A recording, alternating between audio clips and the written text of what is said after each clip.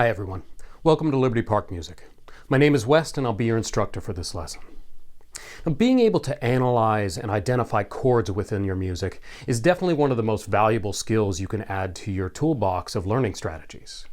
So much of the music we play is chord-based, and chords are such an important aspect of how we think about music that being able to pick them out from within notated music is pretty much an essential skill. So today we're going to look at a short etude by the Danish composer Ludwig Schytte that will give us a good opportunity to look at a piece that uses nothing but chord tones spread out over a simple musical figure. Okay, let's give it a look.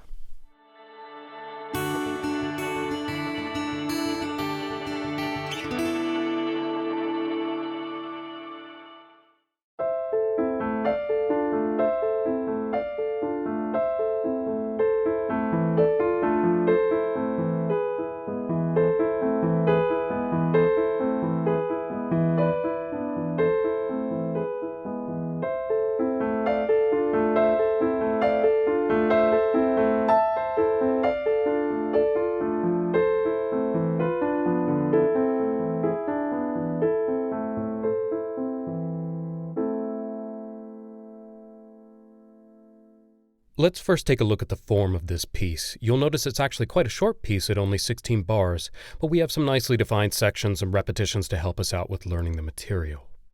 From measures 1 through 8, we actually have two phrases, one centered around our tonic harmony, A minor, from 1 to 4, and the other around our dominant position on E major in bars 5 through 8. We're going to see that this piece is actually made up of very few different kinds of chords, so thinking of being centered around one could be helpful. Measures 9 through 10 seem to be taking us back to our beginning material, but starting at measure 11, we get this big leap up to the highest point of the piece that then cascades down all the way to the end. Now, it's easy to look at all this and see all of the little broken figures and feel like maybe it's a little bit more complicated than it actually is. What we really have happening is just the staggering of chord tones. We have 2-beat sections that are just chords broken up into an upper and lower part. So let's quickly go through and identify these chords, and you'll see that there really are only a few that we're using, even if in some cases we're using different positions to get a different sound. In fact, this piece is a great example of how a simple change in chord position can really alter the sound of a harmony and contribute to the overall harmonic experience. So the way to do this is to analyze all of the notes in each beat and combine them together, which will make it easier to see the chords as a whole. As I mentioned, the different chords are played every half measure, so the chord you analyze on the first beat is going to be the one you see on the second beat, and the chord on the third beat is going to be the one on the fourth, for almost the entirety of the piece. Don't worry if it's a little confusing to listen to. It'll make much more sense once we start analyzing. So if we take all of the different notes in the first 2 beats of our first measure, they come together to create an A minor chord. And I really urge you to write in the chord symbols or to at least play the chords as you discover them. Though we'll continue inserting the chords here so that when we're finished, you'll be able to see everything together. Moving on to the second 2 beats of the first measure, beats 3 and 4, we have a D and F played first as our harmonic interval, followed by an A, which if we stack in thirds makes a D minor chord. But in this case is technically featured above the A as a second inversion chord, so we would properly label this a D minor over A, or /A for those of you who learned that way of saying it. Our second measure is just a repeat of the first with an A minor followed by a D minor over A. And now I'm going to move a bit more quickly to finish the rest of the piece, so follow along as best you can, and if you miss something, you can look it over at the end when everything is filled in. In measure 3, we have an A minor chord followed by an inversion of that same chord, an A minor over E. And then in measure 4, we have a first inversion D minor chord followed by a second inversion A minor chord.